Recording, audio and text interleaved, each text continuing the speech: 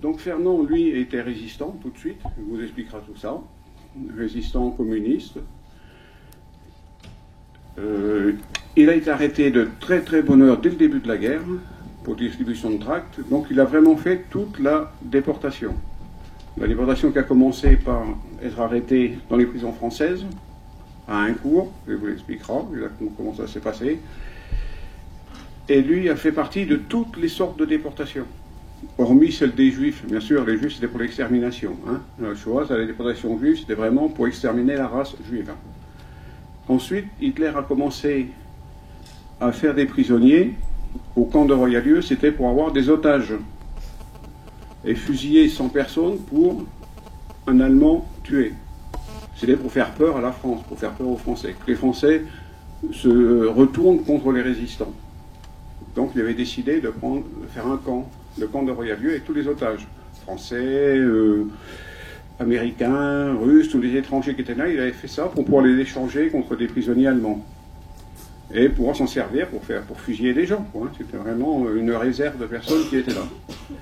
Quand ils s'aperçurent que fusiller des gens, ça ne servait à rien, qu'au contraire, les Français faisaient une minute de silence quand ils ont fusillé ces personnes, que les monuments étaient décorés, étaient fleuris, il s'est dit, ça ne sert plus à rien, les Français sont en train de se monter contre nous.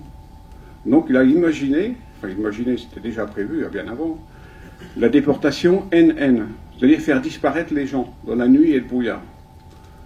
Et Fernand, il a fait partie de ça. Il était déporté NN.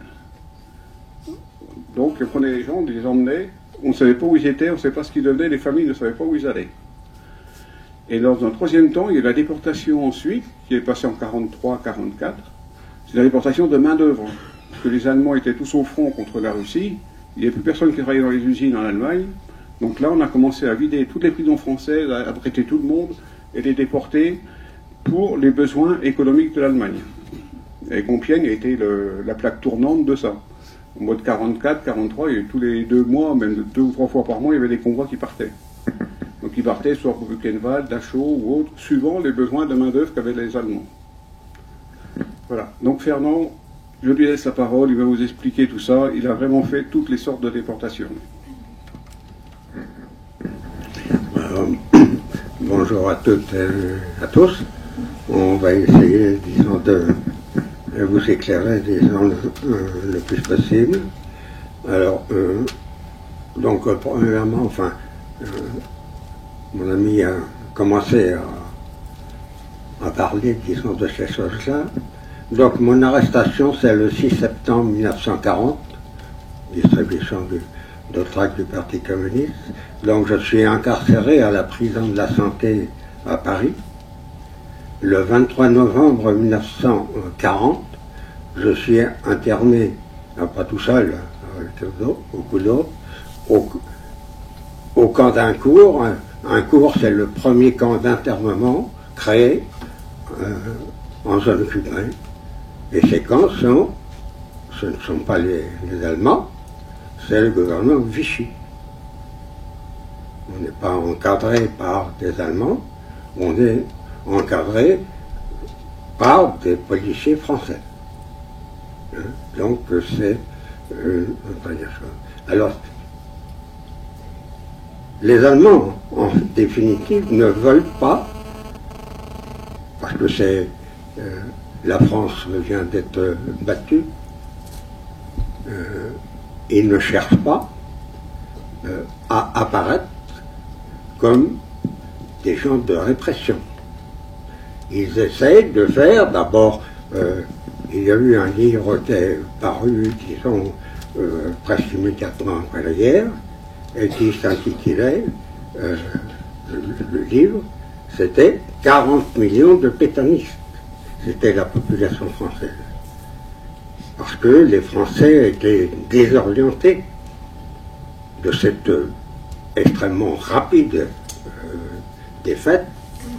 Personne ne s'attendait à des choses comme ça.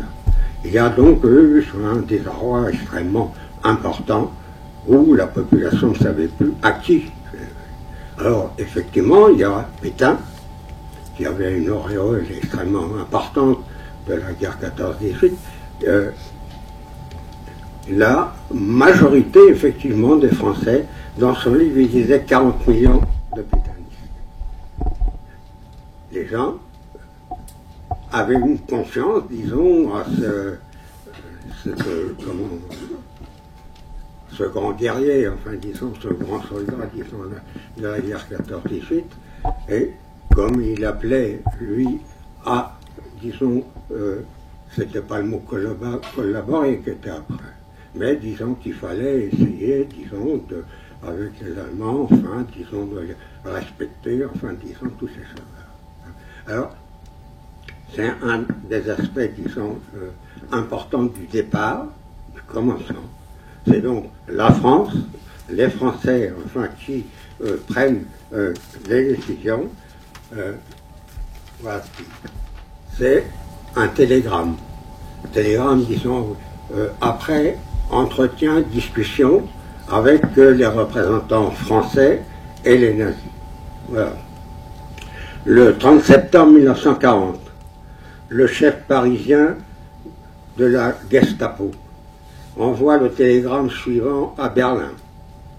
Tous les chefs communistes actifs, connus et fonctionnaires dont on peut attendre que, directement ou indirectement, ils puissent rédiger et distribuer des tracts ou puissent être actifs d'une autre façon, doivent être arrêtés et transférés dans un camp.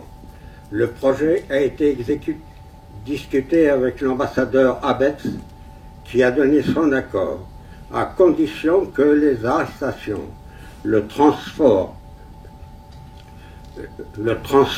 dans les camps, la surveillance, le ravitaillement soient effectués par les autorités françaises. Le 3 octobre, le chef de la Gestapo, Müller, lui répond, après entretien avec le Führer c'est Hitler, l'Obermüller ne s'oppose pas aux propositions de la police parisienne sur les mesures à prendre, mais il faut s'assurer qu'on épargne nos indicateurs, que les listes des arrêtés soient obtenues, que le matériel soit examiné et que tout ceci soit très discret. Il faut nous informer des succès. En fait, les nazis vont tenter de ne pas apparaître dans la répression. Et c'est donc les premières années, enfin ça ne va pas très loin, parce que dès 1949 les choses vont changer, hein, mais ils ne veulent pas apparaître. Pourquoi? Pourquoi? Parce que ce début 1940 commence la guerre avec l'Angleterre. Avec les tentatives, disons, de faire que l'Angleterre capitule aussi. Donc, c'est un aspect extrêmement important dans notre histoire. Donc, il y a que, lorsque les tentatives d'accord avec les Anglais s'écroulent, que les Anglais refusent, hein, et puis le développement, le commencement, parce que la résistance à cette époque, c'est extrêmement peu. Du fait de la situation, du fait du nombre de prisonniers de guerre, tout ça. Donc c'est une période, disons, délicate, difficile. Et il va donc falloir que des gens, disons, disent non. Donc il y a mon personnage que vous connaissez, Charles de Gaulle, hein, il y a les organisations des socialistes, des communistes, il y a d'autres personnes qui vont commencer. Mais très petitement, parce que la masse de la population n'a pas confiance. Il va donc falloir arriver à ce que les premiers combats, disons, essentiels, c'est la lutte contre Pétain. Parce que Pétain, c'est, disons, collaborer avec les nazis. Et donc, avant que les gens se détachent, disons, de Pétain, c'est un travail important de discussion, de distribution de tracts, parce que nous n'avons pas la radio, nous n'avons pas, et ici aujourd'hui vous avez tous ces moyens-là qui permettent, mais à l'époque, on n'a rien. C'est du porte-à-porte et tout ça. Et donc tout ça est dangereux du fait que rapidement il y aura beaucoup d'arrestations. Là donc, je pense, un aspect important. Alors, mon camarade a parlé, disons, effectivement, du décret Nuit et Brouillard, parce qu'au fur et à mesure que la résistance va se développer, quelques attentats vont commencer à se faire, les Allemands, disons, se trouvent dans l'obligation d'aider les Français, donc de créer, de participer, disons, à la répression. C'est les premières choses. Et c'est donc là le fameux décret Nacht und Nebel, Nuit et Brouillard, qui décide d'arrêter et de transporter, disons, en Allemagne, dans ces camps, qui vont effectivement prendre une autre ampleur. Ce que nous avons vécu dans les camps, parce que, quand je vous ai parlé, moi, à partir de disons, septembre 1940, ces camps-là aussi vont commencer qu'en 1942. Il y a donc une période où c'était, disons, uniquement, disons, la police française, avec d'autres appuis extérieurs, tout ça. Mais il va y avoir, disons, la nécessité pour les Allemands, pour tenter de briser le développement de la résistance, eh bien de faire, disons, ces arrestations, disons, qui est appelée, disons, Nuit et Brouillard.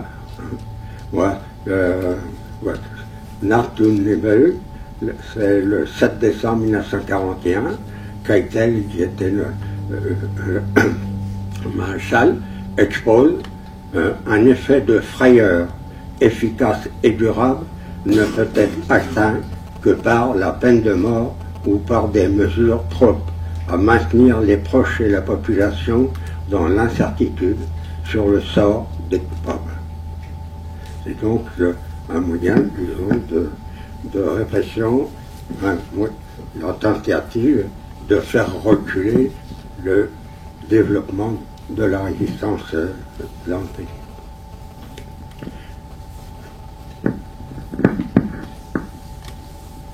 Alors donc, vous poserez des questions après, je vais essayer un peu plus vite. La décision de la déportation est donc décidée au mois de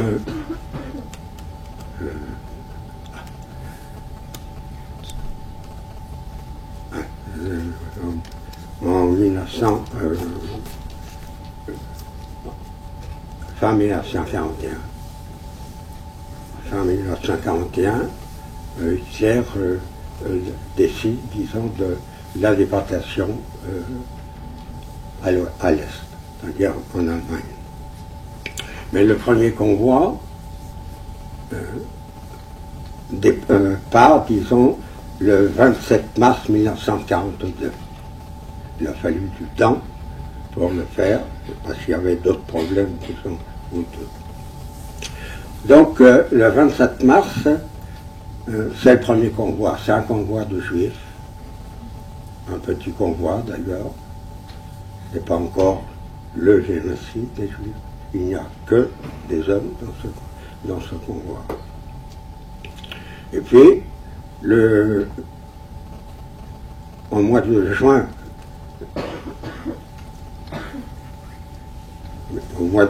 il y a, en 1942, effectivement, il y aura 2 convois de juifs. Mais aussi, ce n'est pas encore. Et le 6 juillet 1942, c'est le convoi dans lequel je ferai. Alors nous sommes 1175, disons, à quitter la France. Et le 24 janvier 1943, c'est le premier convoi de femmes résistantes. Et disons, dans ces convois ont une seule direction, c'est Auschwitz. Ce qui fait qu'effectivement, eh ben, on a un peu une histoire un petit peu particulière, hein, du fait qu'ils sont d'Auschwitz, enfin, on aura l'occasion de revenir après.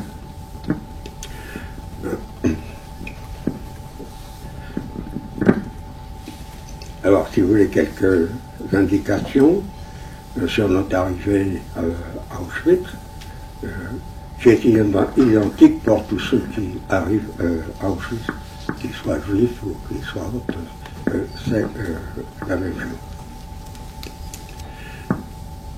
Alors, la première chose, c'est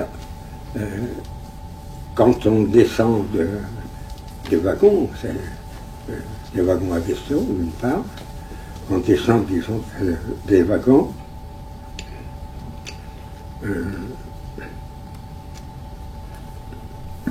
la première chose qui va se faire, eh bien, on arrive tous avec des valises, avec des paquets, enfin, ainsi de suite.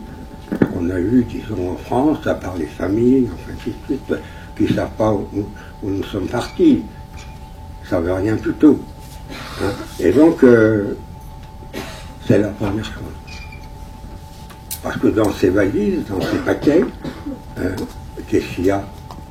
Ben, c'est tous les souvenirs, tous les contacts avec les familles, avec les femmes, avec les enfants, tout ça. Il y a donc c'est un peu, disons, une perte, enfin, de notre identité d'homme. C'est un pas, disons, vers cet isolement, enfin, que nous allons subir. Et lorsque ça s'étale sur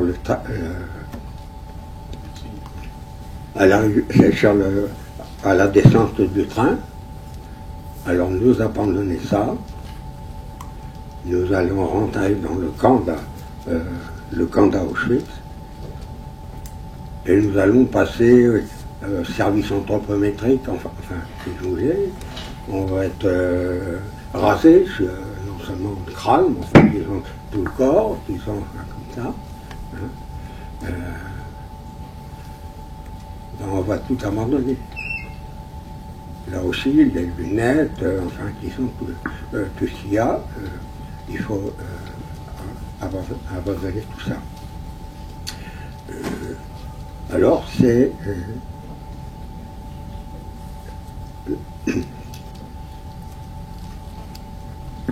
la première perte de notre identité, et en fait, avec l'uniforme qu'on va nous donner, en plus, des espèces de sabots que l'on a pour marcher, c'est notre perte d'identité.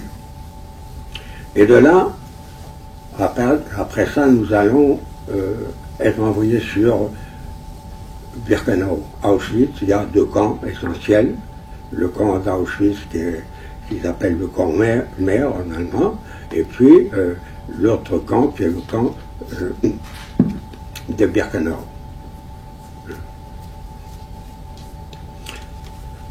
Alors, lorsque nous arrivons dans ce camp, c'est pas loin, il y a 3 kilomètres environ,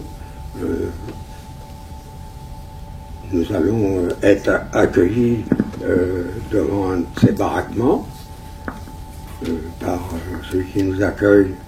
C'est un... Alors, ce ne sont pas les SS nous conduisent, les SS tout ça, mais là, ce sont des déportés. Et l'essentiel, disons, de ces déportés qu'on va avoir, ce sont en général des déportés des droits communs. Des droits communs qui se mettent, disons, à aider, parce que pour eux se défendre, pour revivre, enfin, ainsi de suite, eh bien, ils vont faire ce que les SS veulent faire. Ce ne sont pas les SS qui le font au départ, ce sont effectivement des gens arrêtés comme ça. Et lorsque ce chef de bloc va nous faire entrer, disons, dans ces baraques que vous verrez tout à l'heure, il va nous dire, d'ici on ne sort que par la cheminée. Pour nous, on ne fait pas, on ne connaît pas, on ne sait pas ce qui se passe dans son camp. Il essaye de nous faire peur, enfin tout ça. Et nous allons entrer dans cette baraque. Vous avez vu comment elles sont à étages, il y a 3 étages comme ça. Ils sont assez larges. Et il va, disons, prétexter qu'un de nos camarades a fait tomber de la paille. Parce que il n'y avait que de la paille. Et il fait descendre notre camarade et il nous dit, bah, je vais vous faire voir comment on tue un homme. Et il fait descendre notre camarade, il le fait se gourber quand on joue à 7 moutons, il fait comme ça. Et il va prendre, disons, son gros bâton et il va s'acharner sur lui jusqu'à ce qu'il s'écroule. Voilà donc notre arrivée qui nous pose beaucoup de questions. Parce que ça, on a vu ça, mais jusqu'où ils peuvent avoir? Comment les choses vont se faire? Alors nous allons avoir effectivement toute cette vie, disons, si on peut appeler ça une vie d'ailleurs, on peut dire les conditions dans lesquelles nous allons vivre. Alors voilà, les femmes vont subir exactement la même chose.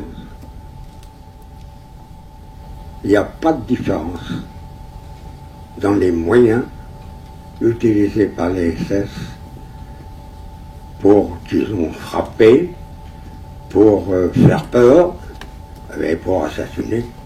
C'est exactement la même chose pour les hommes et les femmes.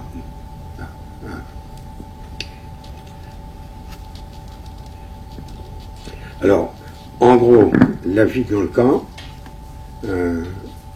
la nourriture est très... Alors la nourriture, le matin, nous avons le droit à ce qu'ils appelaient de l'herbata, c'est-à-dire enfin un genre d'herbe, comme ça, ouais, pour boire. Et tout. Le midi, sur les différents chantiers où on peut travailler, eh bien il y a une soupe. Et le soir, disons, bien quand on revient au camp, on aura une ration de pain qui fait, disons, à peu près de verre comme ça, avec un morceau de margarine qui est épais comme le doigt, et c'est tout. On va se coucher après, c'est tout ça. Alors, c'est pas étonnant, enfin, qu'on voit, si vous voyez des photos, que vous voyez des squelettes, des gens qui ont perdu. On avait des camarades qui faisaient 70 à 80 kilos à l'arrivée, et disons que quelques semaines après, ils vont descendre à 60, 50. Et puis il y en a, à la suite, il y en a qui vont descendre en dessous. Beaucoup vont périr du fait de ça, et du fait aussi que l'affaiblissement des uns et des autres, ça n'intéresse pas la SS. Les gens qui sont trop faibles, il faut les faire disparaître. Ils ne vont pas nourrir des gens qui ne travaillent pas. Donc, ça a des répercussions sur la vie dans le camp. Alors, donc, l'hygiène.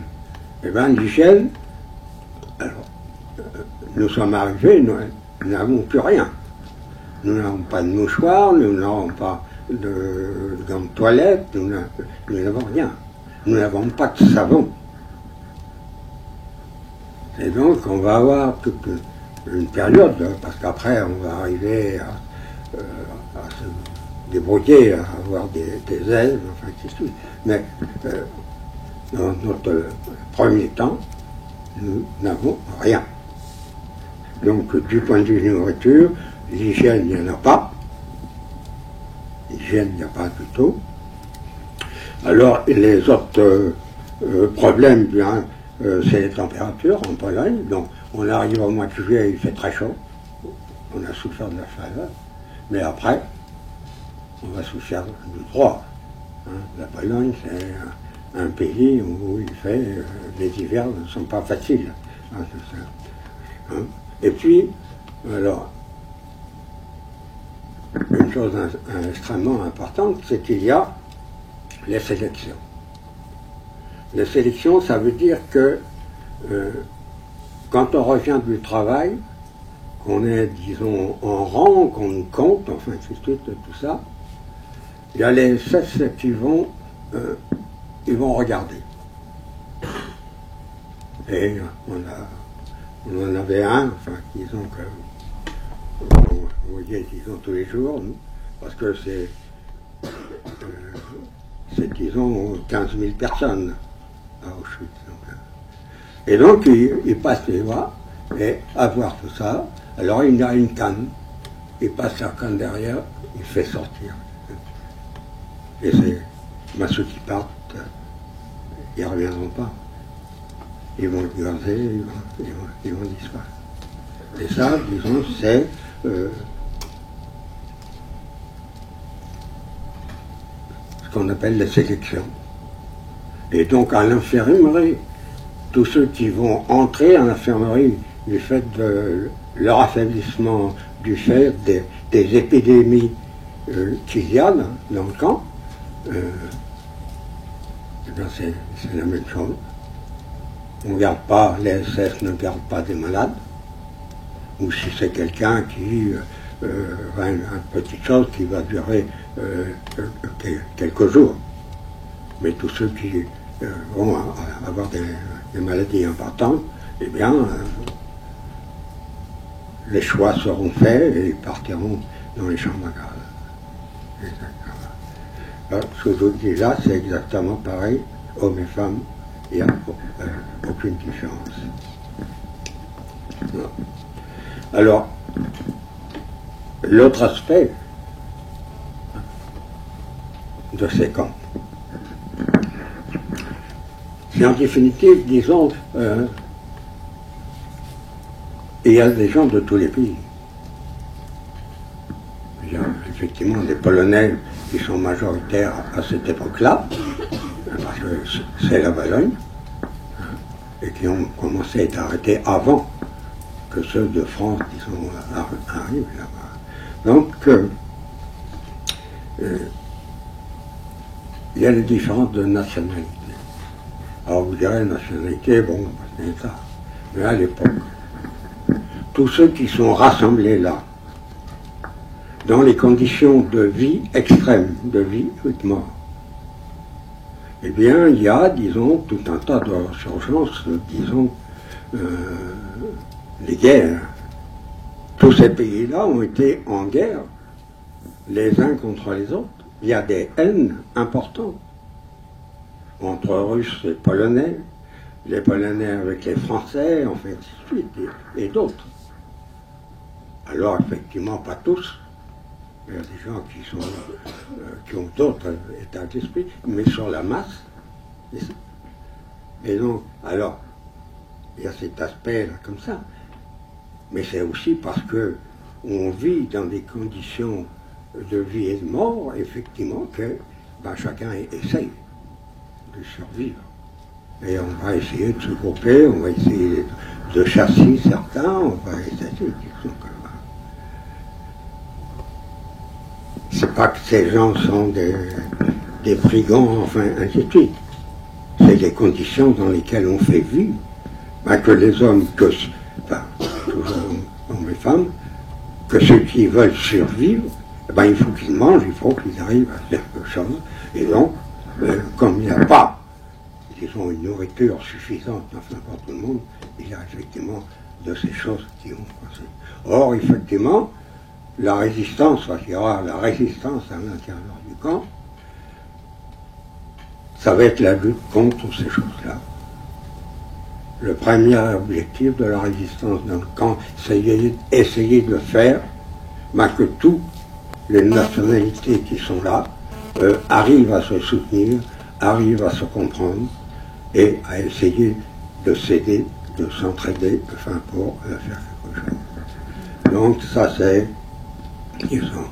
Alors, mais il y a effectivement, enfin, un des aspects, disons, les plus importants, c'est le racisme et l'antisémitisme. Il n'y a pas que les Allemands qui sont antisémites. Dans presque tous les pays d'Europe, centrale, je veux dire encore, disons, la Pologne essentiellement est le pays le plus près, enfin, non pas, disons, mais du point de vue, disons, du racisme, l'antisémitisme, oui.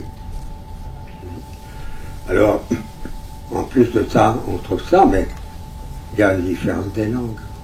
Comment se comprendre?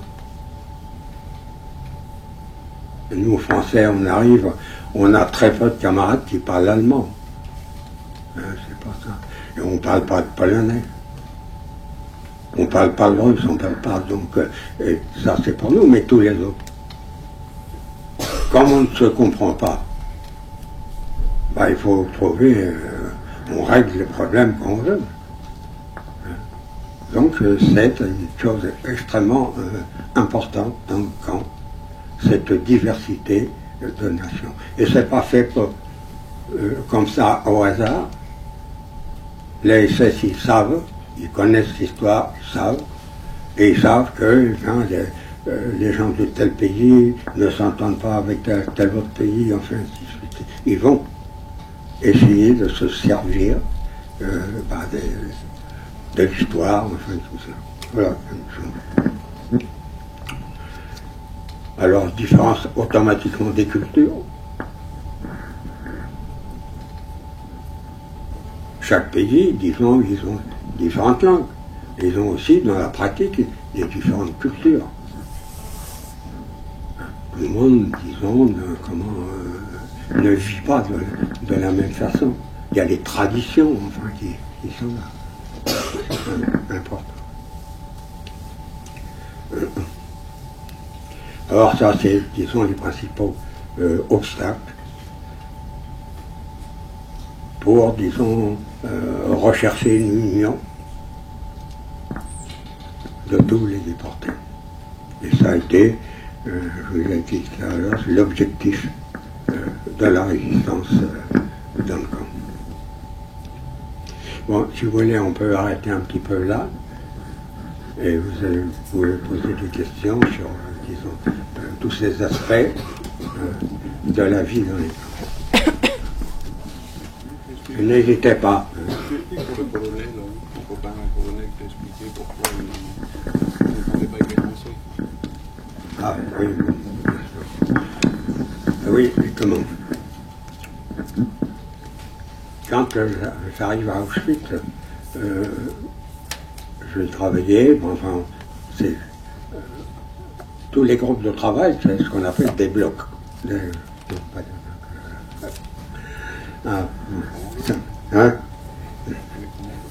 Les commandos, voilà, tout ça.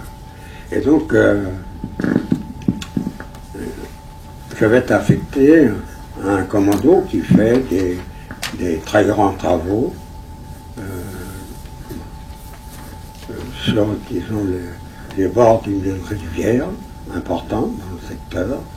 Et quoi, dans le fond des choses, je ne sais pas exactement, mais enfin, on faisait effectivement de la terrasse. La terrasse, on faisait ce genre de travail. Et j'avais été affecté à faire du béton. Nous sommes deux. Celui qui est en face de moi, c'est un Polonais. Mais j'ai la chance parce qu'il parle très bien le français. Il parle très bien le français, je saurais, puisqu'on parlera avec lui. Dans la vie, c'était un musicien. Il n'était pas utilisé pour sa profession. Il était comme ça. Et alors je vais lui poser la question. J'ai dit, mais pourquoi les Polonais nous rejettent? Eh bien, il dit, les Polonais reprochent à la France de ne pas avoir fait la guerre. Et effectivement, la France déclare bien la guerre, mais on reste derrière la ligne Maginot, il n'y a rien. Et nous allons souffrir parce que, disons, ensemble des Polonais, celui que j'ai eu, c'était quand même quelqu'un qui m'a dit mais qui avait, disons, une autre attitude, une autre, ça. Mais dans la masse, disons, des Polonais, il y a eu effectivement beaucoup de choses qui... Alors, si vous voulez, quand j'ai parlé tout à l'heure que les chefs de bloc, les SS passaient et choisissaient ceux qu'ils allaient envoyer à la chambre à gaz, eh bien, c'est retombé, disons, sur les Polonais travaillaient, essayaient de se protéger et de faire passer, disons, aux Français, aux Russes et autres, à la place.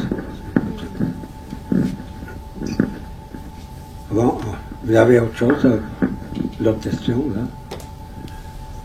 Allez, n'hésitez pas, hein, il n'y a pas de...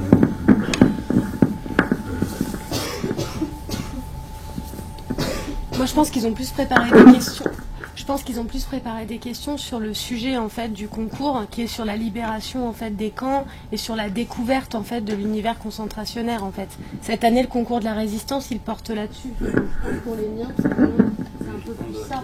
Donc, je ne sais pas ce que vous...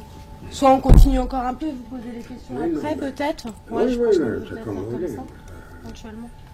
Je vous écoute. Allez-y, on vous écoute bien, sérieusement.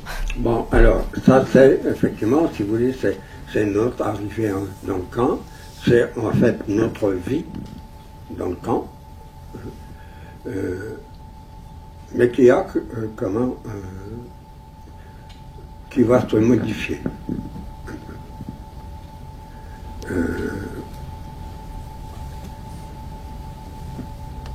Qui va se modifier. Il y a la défaite de l'Allemagne à Stalingrad, et puis les autres qui vont commencer, et qui fait que Hitler décide de l'utilisation maximum de la main-d'œuvre concentrationnaire.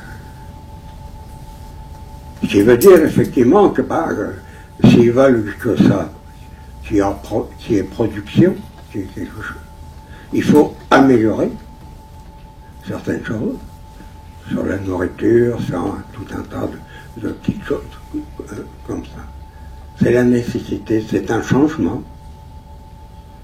C'est-à-dire qu'il va y avoir moins, en partie, moins, disons, moins de morts, il n'y aura plus de cela, l'infirmerie fonctionnera un peu plus. Ça va être une chose importante. Et la résistance dans le camp va essayer, parce qu'on va, surtout avec, disons, les Polonais, qui ont des relations, disons, directes avec la Pologne, enfin, ainsi de suite, on aura des renseignements sur le recul, disons, de Hitler, enfin, ainsi de suite, et tout ça. Et ça va nous donner, enfin, des possibilités d'arriver à modifier, disons, certaines choses. Les pertes, disons, à l'intérieur du camp vont se ralentir. C'est vrai. Et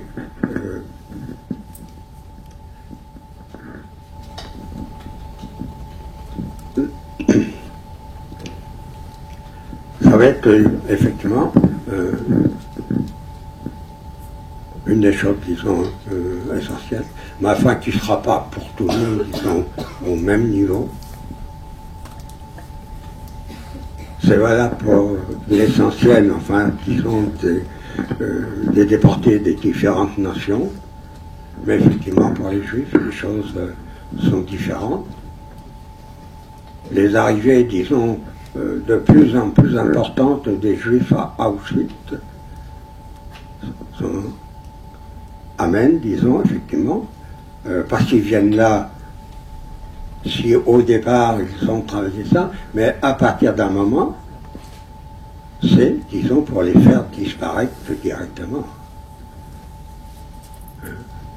C'est la mise en place, disons, de la solution finale des Juifs. Et donc, c'est, disons, un autre aspect, effectivement, dans les camps. Alors, quand déjà, quand on arrive, quand il y a, disons, ces premiers convois, il y a des Juifs qui vont à la chambre à gaz, comme il y aura nos camarades aussi qui vont à la chambre à gaz. Mais il y a une autre étape, disons, c'est la mise en place de la détermination et, disons, l'exécution, enfin, des Juifs dans leur masse. C'est-à-dire qu'ils ne rentrent pas, ils rentrent dans le camp, mais ils ne rentrent pas dans les baraques. Ils vont directement à la chambre à gaz. Hein, et donc là, c'est des chiffres importants qui font ça.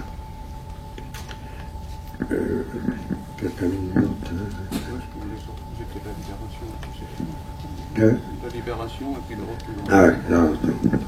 Bon, alors, la libération, c'est un peu compliqué. Ça dépend où on est. Nous, disons, à Auschwitz,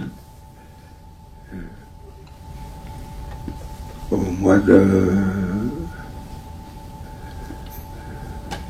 de juillet 1944, va commencer, disons, des petites évacuations. Nous sommes, disons, nous sommes 160, disons, à la fin, disons, quand les femmes en 43, ainsi en 1175, nous sommes plus que 70, donc et les choses vont continuer. Alors, non seulement pour nous, mais pour les autres, les conditions sont à peu près les mêmes. Alors, donc c'est notre première évacuation. Un seul groupe, alors, notre 3 groupes, nous avons été divisés en 4 groupes. Et nous allons prendre des directions différentes. Donc des petits groupes de 30 personnes, en fait. Et un groupe restera à Auschwitz.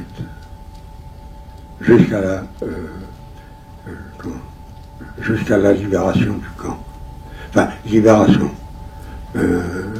Libération, enfin, si on veut, il y a, disons, le transfert de ces camarades que je parlais tout à l'heure, non seulement eux, mais enfin des Juifs, tout ça, qui sont envoyés dans les camps du Sud. Et puis les autres, bien, moi je fais partie d'un groupe, disons, de 30. On va être envoyé, disons, dans un autre camp, mais enfin là, on part dans les wagons.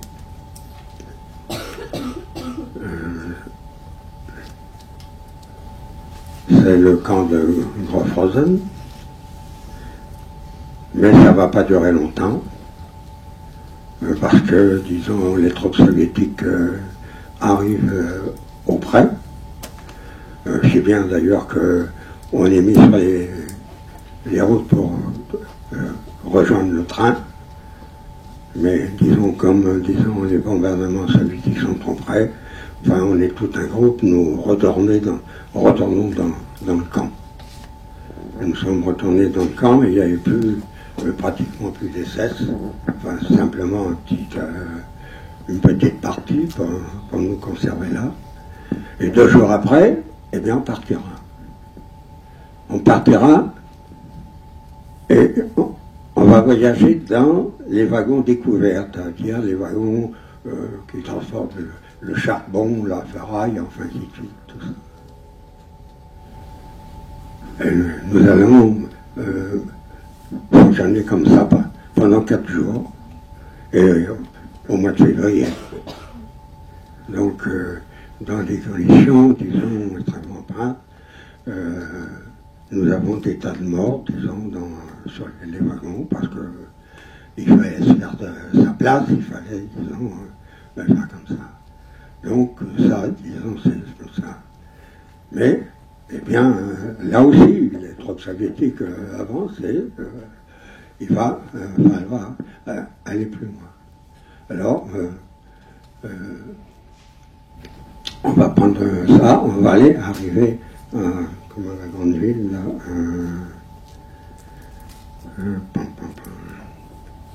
où est né, hein? Non. Ah, vous m'excuserez, hein, j'ai trop comme ça. Et donc, eh bien, on va se trouver dans ce camp. Ça ne va pas durer longtemps, quelques semaines. Et puis, eh bien, là, on va repartir. Mais on va repartir à pied.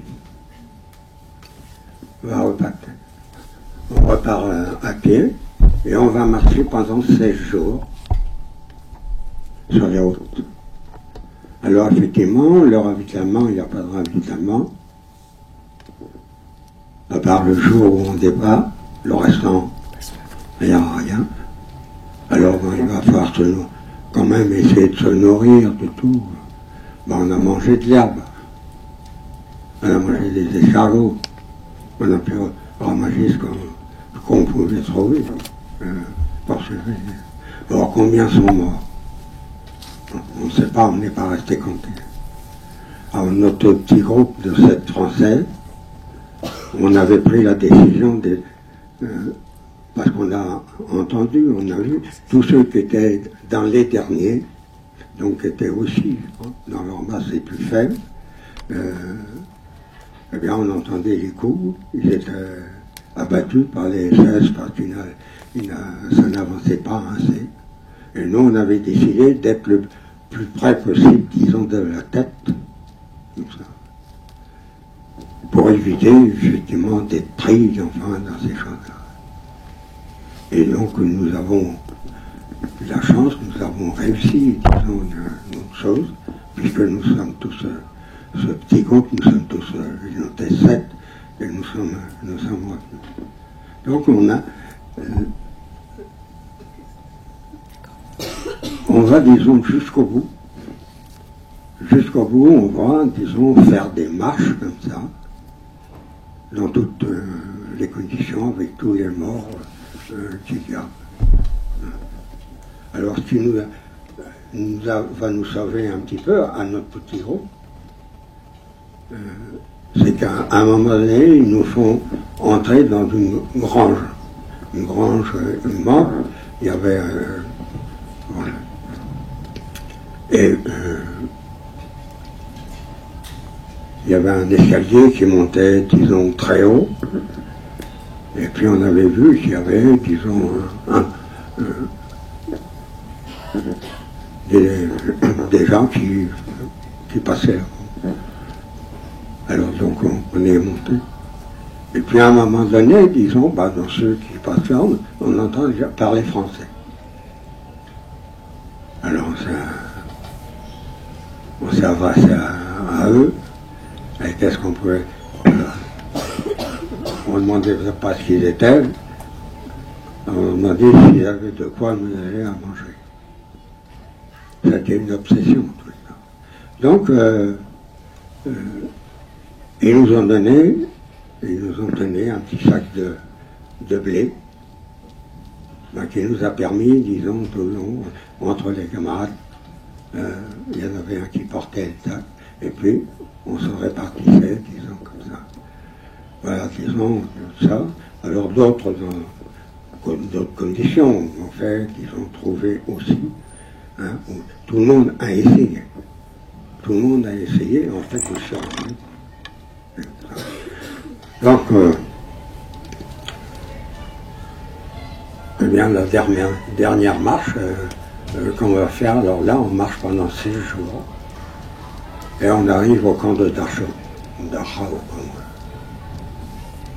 Effectivement, bon, c'est toujours la même chose, et donc on ne grossit pas, c'est le contraire. On trouve dans l'expression. Et nous arrivons dans le camp, le camp est libéré 4 jours après notre entrée, par les Américains, 4 jours après notre arrivée. Alors beaucoup l'ont été, disons, applaudir les Américains, enfin tout ça. Et nous, on n'est pas sortis. C'était pas un refus, c'était pas rejeté, mais bon, on ne se sentait pas, disons, on ne cherchait pas, disons, à avoir, disons, de contact, on était fatigués, enfin, c'est tout, c'est pas. Alors voilà, si vous voulez, disons, alors, on est libéré par les Américains. Alors il a fallu attendre parce qu'il y avait le typhus, il y avait un peu comme ça. Et puis avec un de mes camarades, qu'on se connaissait depuis un cours, c'est-à-dire depuis 1940. Et puis un jeune Belge qui était là avec nous, donc il parlait le français, il n'y a pas de problème. Et on s'est aperçu que c'était des soldats de l'armée française qui apportaient, disons, du lait pour les porter. Et puis, un jour, on a vu, alors, on a aidé à décharger, disons, ces grands récipients. Et puis, eh bien, on a participé à prendre les récipients vides et les mettre dans le camion. Quand on en a mis assez, on s'est caché derrière ça. D'autres déportés ont continué à charger derrière et on est sorti du camp, comme ça. Et bien, les militaires, disons, se sont aperçus à un moment donné qu'il y avait quelqu'un dans ça. Et bien, à un moment donné, ils nous ont fait descendre parce qu'effectivement, ils ne pouvaient pas nous emmener à la caserne parce qu'ils auraient été punis, effectivement, d'avoir passé outre, disons, certaines choses. Donc on est descendu, on est parti comme ça, et puis on a fait un long parcours. On a mis pas mal de temps pour arriver en différents endroits, et puis à un moment donné d'arriver, disons, au lieu qui, disons, rassemblait des déportés pour les faire revenir en France. Voilà, c'est donc une partie, disons, de cette histoire. Alors, est-ce que vous avez des questions quand même? Hein?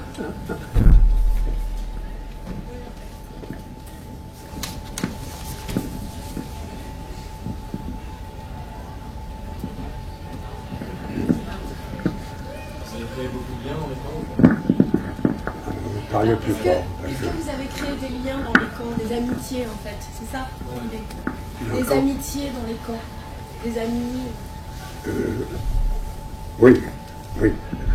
Ça s'est fait, mais enfin, comme il y a tout à l'heure. Bon, par nous, entre Français, donc c'était facile, là, disons, à parler, à discuter, enfin, ainsi de suite.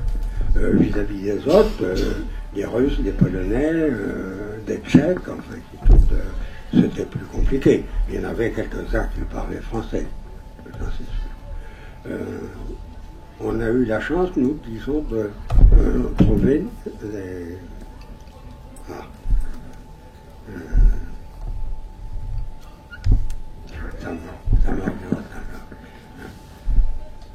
Bon, des Luxembourgeois. Des Luxembourgeois qui parlaient le français. Alors, ils n'étaient pas nombreux, ils étaient 5 dans le camp. Ils avaient été arrêtés parce qu'ils ont refusé de porter l'uniforme allemand. Parce que la Pologne, leur pays était devenu allemand. Comme l'Alsace était devenu allemand. Hein? Donc, ils ont refusé de porter l'uniforme allemand et ils se sont trouvés. Alors, un aspect aussi particulier, si vous voulez. Alors, on est tous des déportés, qu'ils soient allemands, enfin, qui suite, c'est considéré comme ça. Mais,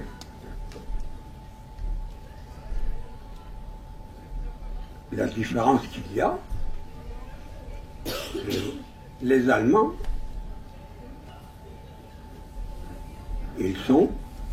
c'est la race allemande.